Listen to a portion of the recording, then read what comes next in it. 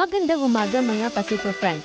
Ngayon pong araw na ito, ang featured po sa ating video ay dalawa sa silent type inverter gasoline generator ng Honda Philippines. Ito po ay ang EU22i at EU32i. Ano pong pinagkaiba ng dalawang generator dito? Ang EU22i po ay mayroong maximum AC output na 2,200 watts at rated AC output naman na 1,800 watts.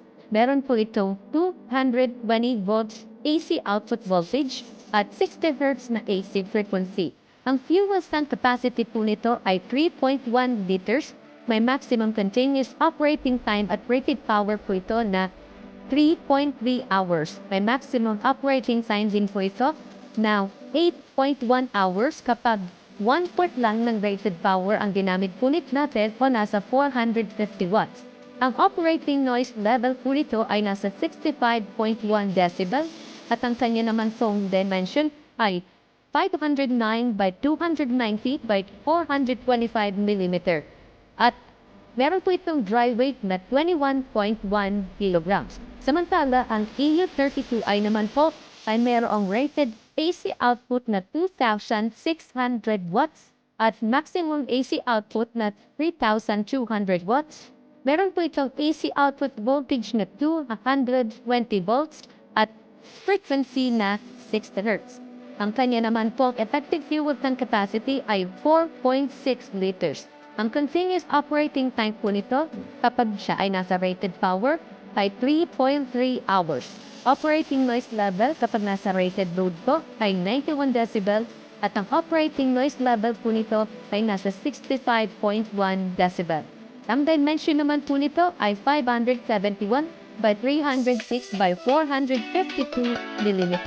Ang dry weight po nito ay 26.5. So ayan po mga ka-super friends, nakita po natin at nalaman po natin ang specifications po ng EU22i at EU32i. Saan po pwedeng gamitin ang mga generator nito? Well, kung kayo po ay nagka-camping, pwede po ito sa mga portable television, portable fridge, kettle, hair dryer, microwave, laptop or desktop computer, portable heater, battery charging, at iba pa po. Kung kayo naman po ay nagga-gardening, pwede po ito sa line trimmer, hedge trimmer, at iba pa po. Kung kayo naman po ay nasa mga nagdi-DIY, o kayo po ay nagtatrabaho bilang construction worker, lahat po ng power tools ay po pwede po dito.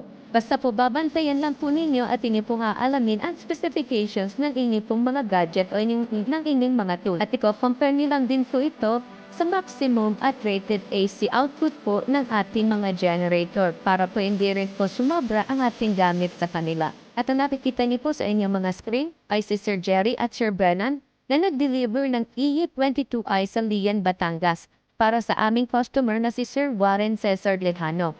Kanila po inorient ang customer tungkol sa ability o capacity ng generator, specifications po nito at kung paano i-operate, maging ang proper maintenance din po para sa generator na EU22i. So ayan mga super friends, bukod po dyan, pakinggan po natin si Shane para naman po sa customer natin na nakabili ng EU32i. Hello mga ka-super friends! Meron po kaming dalawang customer na bumili ng Honda EU32i gasoline inverter generator.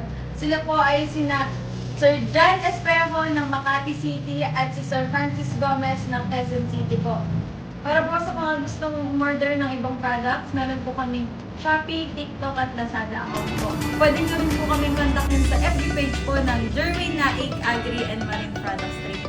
Muli po, nagpapasalamat po kami sa inyong pagtitiwala at pagtangkilik sa Jerwin Naik Agri and Marine Products Trade. Thank you for watching. Please like, share, and comment down below. Don't also forget to subscribe and follow for more.